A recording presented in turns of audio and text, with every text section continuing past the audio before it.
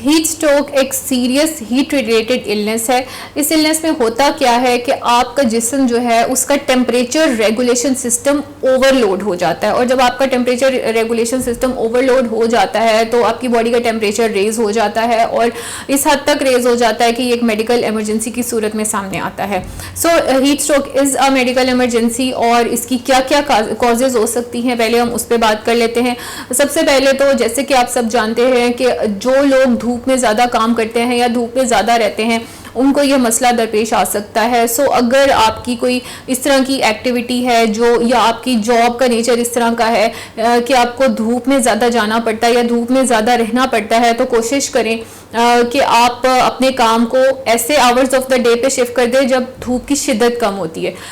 For example आप दोपहर 12-1 बजे के बाद जाने से गुरेज करें, और शाम 5 बजे तक की जो विंडो है उसमें आप ना जाएं। जो आपने अपने काम जो बाहर जाके करने हैं या ऐसे जगह पे करने हैं जहाँ पे धूप ज़्यादा है, तो कोशिश करें वो 12 बजे से पहले कर लें। दूसरे नंबर पे कोशिश करें कि जो आप फिजिकल एक्टिविटी आप करते हैं वो धूप के आवर्स में ना करें।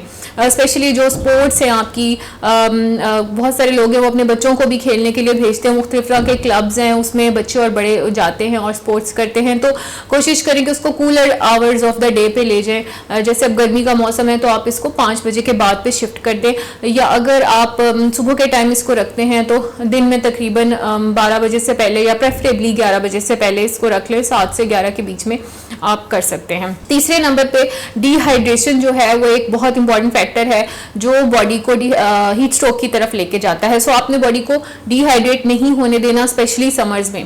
चौथे नंबर पे कुछ ऐसी मेडिकल कंडीशंस हैं जो आपके जिस्म को हीट स्ट्रोक की तरफ लेके जा सकती हैं।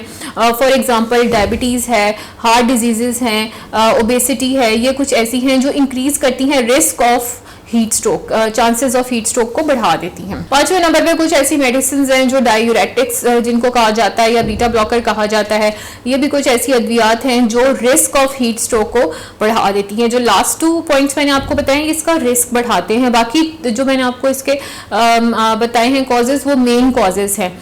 तो आप कोशिश करें कि धूप के आवर्स में, एक्सट्रीम धूप के आवर्स में अपनी एक्टिविटी को, अगर आपकी वो जॉब रिलेटेड एक्टिविटी भी है तो उसको cooler hours of the day पे शिफ्ट करें। अगर आपके बच्चे जो है वो स्पोर्ट्स करते हैं या बाहर खेलने जाते हैं तो उनको आप 5 बजे, शाम 5 बजे के बाद बाहर खेलने भेजें, और इसी तरह दिन में वक्फे से खुद भी पानी पीते रहें और अपने बच्चों को भी बार बार एडवाइस करते रहें कि वो हाइड्रेटेड रहें ताकि उनके जिस्म में पानी की कमी ना हो और डिहाइड्रेशन की वजह से हीट स्ट्रोक ना हो। अब हम बात कर लेते हैं कि हीट स्ट्रोक की अलामात क्या होती हैं। बहुत सारे लोग हीट स्ट्रोक की अलामात से वाकिफ हैं। जब भी गर्मियाँ शुरू होती हैं तो आए दिन अखबारात में या सोशल मीडिया पे ये खबरें आती रहती हैं कि कोई ना कोई शख्स जो है वो हीट स्ट्रोक से मुतासिर हो गया और फिर उसको मेडिकल एड देनी पड़ी। तो हीट स्ट्रोक में सबसे पहले जो इसका सबसे मेन सिम्टम है दैट इज जो बॉडी का टेम्परेचर है वो रेज हो जाता है। वो टेम्परेचर 103 डिग्री फ़ारेनहाइट तक भी जा सकता है और इससे ज़्यादा भी हो सकता है।